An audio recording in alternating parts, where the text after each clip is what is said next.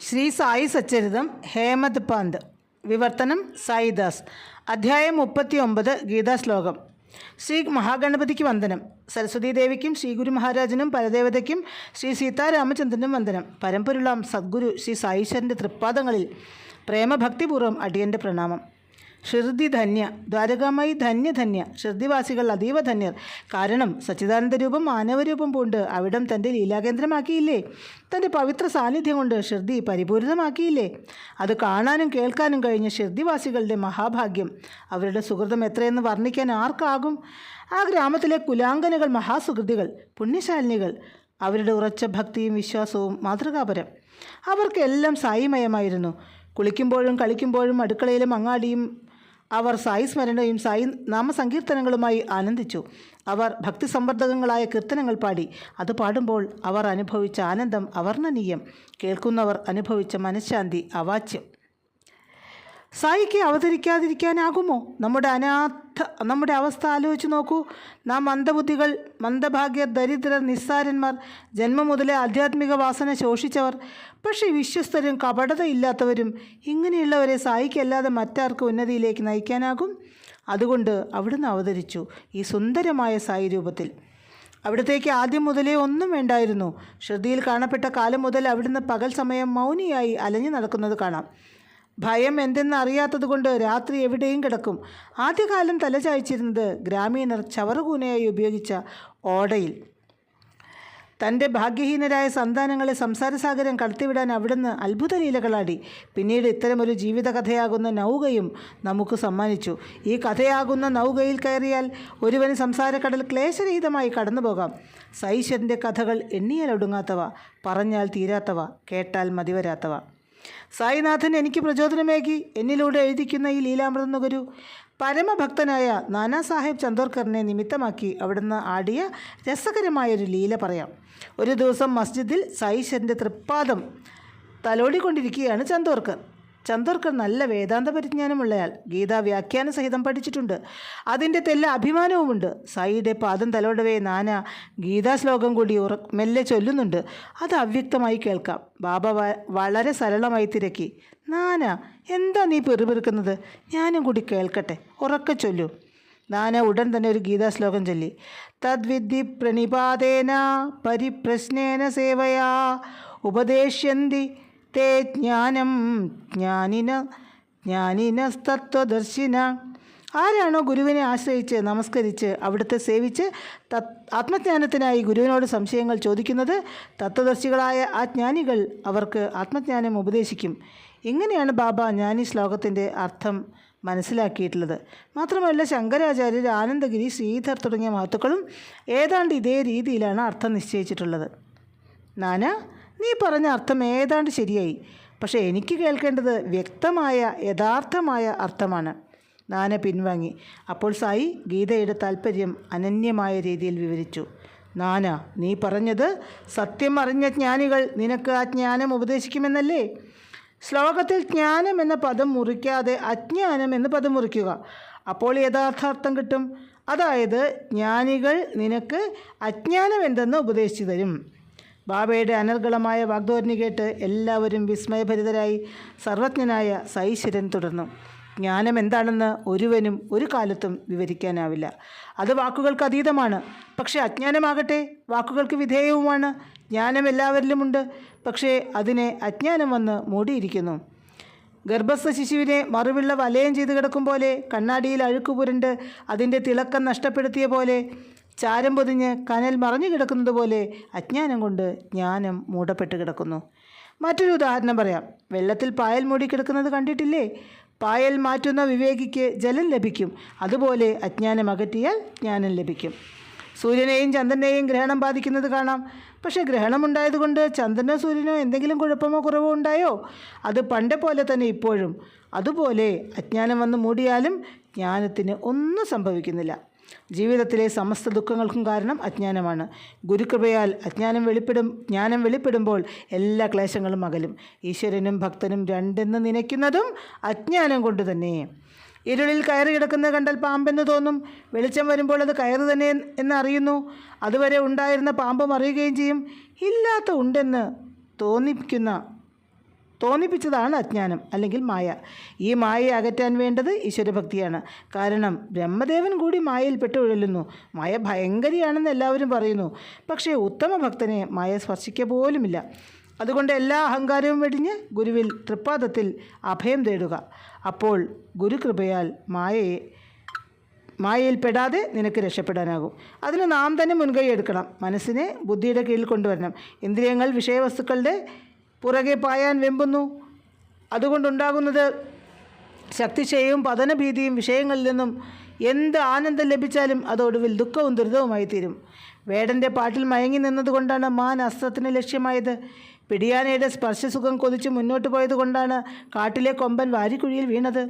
അഗ്നിയുടെ രൂപം കണ്ട് മോഹിച്ച് സ്വന്തമാക്കാൻ പറന്നു വന്ന നിശാശലഭത്തിന് എന്താണ് സംഭവിച്ചത്? അത് കത്തിച്ചാമ്പലായി. സുഗന്ധത്തോടുള്ള ആസക്തി മൂലം വണ്ട് താമരയൊരുക്കിയ കെണിയിൽ വീണു. നാവിൻ്റെ രുചി നിയന്ത്രിക്കാനാവാതെ മത്സ്യം ചൂണ്ടയിൽ കോർത്ത ഇല വെട്ടി വിഴുങ്ങി. ഫലമോ?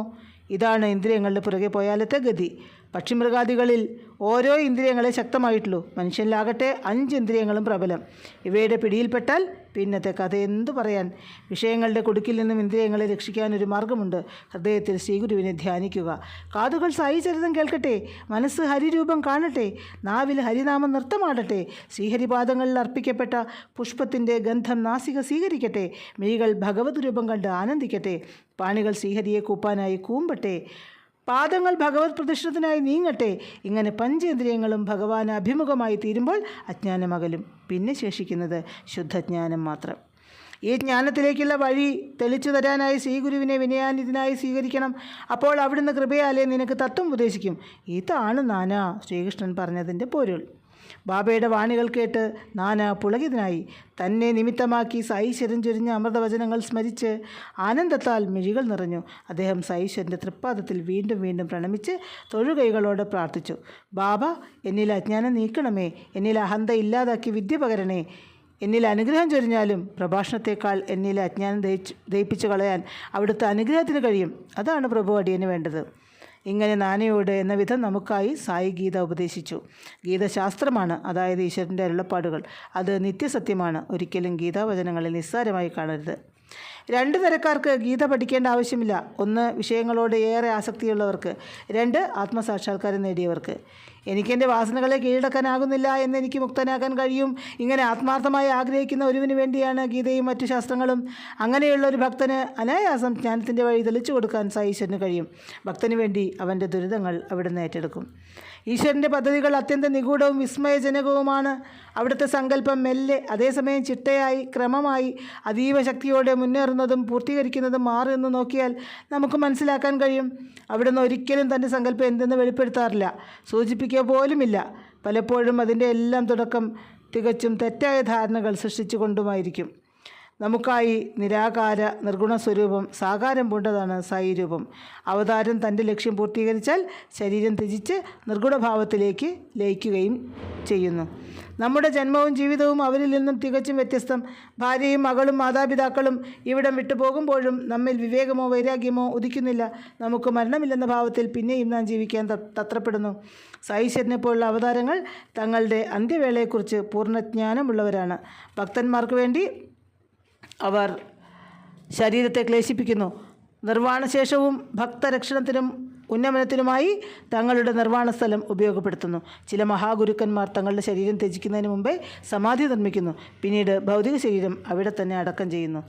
സായീശ്വരനും അങ്ങനെ തന്നെ ലീലയാടി. അവിടുന്ന് തനിക്കുള്ള സമാധി മന്ദിരം നിർമ്മിച്ചു. പക്ഷേ ആർക്കും അക്കാര്യം അപ്പോൾ മനസ്സിലാക്കാൻ സാധിച്ചിരുന്നില്ല. ആശ്ചര്യകരമായ ആ ലീല തുടങ്ങിയത് ഇങ്ങനെയാണ്. ബാബാ ഭക്തനായ ബാപ്പു സാഹേബ് ബൂട്ടി കോടീശ്വരനാണ്. നാഗപ്പൂർക്കാരൻ. ബൂട്ടിയും കുടുംബവും ഷിർദിയിൽ താമസിക്കുന്ന കാലം. പലപ്പോഴും അദ്ദേഹം ഷിർദിയിൽ വരും, താമസിക്കും, മടങ്ങും. കുറച്ച് കഴിഞ്ഞപ്പോൾ തോന്നി അവിടെ തന്നെ കുറച്ച് സ്ഥലം വാങ്ങി വീട് നിർമ്മിക്കുക, സ്വതന്ത്രമായി താമസിക്കുക. കുറക്കാലമായി ചിന്തയുമായി കഴിയുകയാണ് ബൂട്ടി.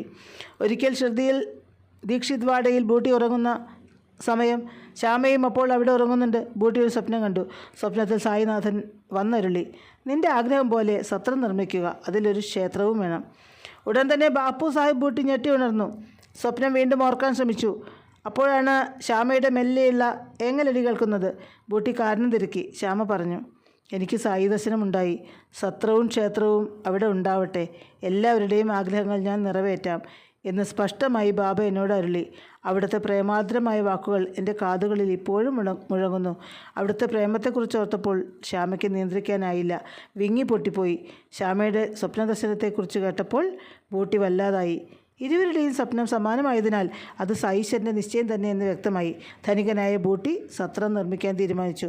താമസിയാതെ ശ്യാമയുടെ സഹായത്തോടെ രൂപരേഖ തയ്യാറാക്കി കാക്കാ ദീക്ഷിതും ആ പദ്ധതിക്ക് സമ്മതമേകി. പിറ്റേ ദിവസം മൂവരും പ്രഭാതത്തിൽ സായിശ്വരൻ്റെ തിരുമുമ്പിലെത്തി. ബാബ ശ്യാമയുടെ മുഖത്ത് പ്രേമപൂർവ്വം മിഴികൾ നട്ടു. നയനങ്ങളാൽ തന്നെ പ്രേമപൂർവ്വം തലോടുന്ന സായിശ്വരനോട് ശ്യാമ പറഞ്ഞു, ബാബ, അവിടുത്തെ ലീലകൾ അചിന്ത്യം തന്നെ. സമാധാനമായി ഉറങ്ങാൻ പോലും ഞങ്ങൾ അനുവദിക്കുന്നില്ലല്ലോ. ബാബ ശ്യാമയുടെ വാക്കുകൾ കേൾക്കാൻ കാതു കൂർപ്പിച്ചു. ഈ സമയം ശ്യാമ കാര്യങ്ങൾ പറയുകയും മൂവരും കൂടി തയ്യാറാക്കിയ രൂപരേഖ തിരുമുമ്പിൽ സമർപ്പിക്കുകയും ചെയ്തു. ഉടനെ തന്നെ ബാബ അതിന് അനുമതി നൽകി. പിന്നെ താമസമുണ്ടായില്ല. ശ്യാമയുടെ മേൽനോട്ടത്തിൽ സത്രത്തിൻ്റെ അടിത്തട്ടും താഴത്തെ നിലയും കിണറും നിർമ്മിച്ചു. ബാബ ലണ്ടിയിലേക്ക് പോകുമ്പോഴും വരുമ്പോഴും പണി ശ്രദ്ധിക്കും, നോക്കി നിൽക്കും. ചിലപ്പോൾ ചൂണ്ടുവിരലുയർത്തി നിർദ്ദേശങ്ങൾ നൽകും. ചില പണികൾ നിർവഹിക്കാനായി ബാപ്പു സാഹേബ് ജോഗിനെ ഏൽപ്പിച്ചു. അങ്ങനെ വളരെ വേഗത്തിൽ ജോലി തുടരവേ ബൂട്ടിക്ക് പെട്ടെന്നൊരു ആശയം തോന്നി.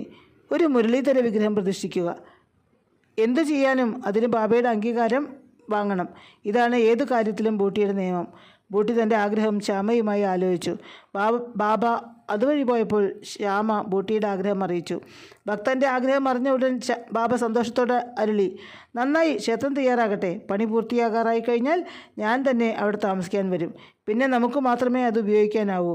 നമ്മൾ അവിടെ കളിച്ചു നടക്കും, ഉല്ലസിക്കും, കെട്ടിപ്പിടിച്ച് ആനന്ദിക്കും. അത്യധികമായ ആനന്ദം നുകരും. ബാബയുടെ അനുഗ്രഹവശസ്സുകൾ കേട്ടപ്പോൾ ശ്യാമ പറഞ്ഞു, ബാബ, എങ്കിൽ ഈ സമയം നല്ലതാണോ? ഞാൻ നാളികേരം കൊണ്ടുവന്ന് ഉടയ്ക്കട്ടെ? ബാബ ഉടനെ തന്നെ അരുളി, ഉടയ്ക്കൂ. ശ്യാമ നാളികേരം കൊണ്ടുവന്നു ഉടച്ചു. പണി തുടങ്ങി. ആഗ്രഹിച്ചതുപോലെ നിർമ്മാണം പൂർത്തീകരിച്ചു. മുരളീധര വിഗ്രഹം നിർമ്മിക്കാൻ ശില്പിയെ ഏർപ്പാടും ചെയ്തു. പക്ഷേ അതോടൊപ്പം മറ്റൊരു വേദനാജനകമായ സംഭവവികാസമുണ്ടായി. ബാബ രോഗബാധിതനായി. ഭക്തന്മാർ വല്ലാതെ വ്യാകുലരായി. മുരളീധര വിഗ്രഹം എന്തിനു വേണ്ടി? ബൂട്ടിയുടെ മനം നീറിപ്പുകഞ്ഞുകൊണ്ടിരുന്നു. പക്ഷേ അവസാന നിമിഷം സായിശ്വരൻ അരുളി, എന്നെ വാടയിലിരുത്തുക. ആ വാക്കുകൾ എല്ലാവരെയും തെല്ല് ആശ്വസിപ്പിച്ചു. പക്ഷേ സംഭവങ്ങൾ മറ്റൊരു വഴിയിലേക്ക് നീങ്ങി. ഏറെ താമസിയാതെ അവിടുന്ന് ശരീരം തേച്ചു. മുരളീധര വിഗ്രഹത്തിന് പകരം അവിടുന്ന് തന്നെ അവിടെ നിലകൊണ്ടു. സായിശ്വരൻ്റെ പരമപവിത്രമായ ഭൗതിക ശരീരം ആ പുണ്യഭൂമിയിലെ ഗർഭഗൃഹത്തിൽ അന്ത്യവിശ്രമത്തിനായി വച്ചു. അങ്ങനെ വാട സമാധി മന്ദിരമായി തീർന്നു. ബാപ്പു സാഹിബ് ബൂട്ടി അനുഗ്രഹീതൻ തന്നെ. അവതാര പുരുഷന്മാർ തൻ്റെ ഭൗതിക ശരീരം വിശ്രമം കൊള്ളാനുള്ള മന്ദിരം പണി കഴിപ്പിച്ചത് അദ്ദേഹത്തെ കൊണ്ടാണല്ലോ. ഈ പരമപാവനമായ ചരിതം കേട്ടവർ ശാന്തിയും സമാധാനവും ഐശ്വര്യവുമുള്ളവരായിത്തീരും. ഞാൻ സായിശ്വരനിൽ ശരണാഗതനാണ്. അവിടുത്തെ തൃപ്പാദം അരനിമിഷം പോലും മനസ്സിൽ നിന്നും പോകാതിരിക്കട്ടെ. സായിശ്വര, അതിനായി കൃപ ചൊരിയണേ. 39-ാം അധ്യായം സമാപ്തം. ഓം അസഹായ സഹായായ നമഃ.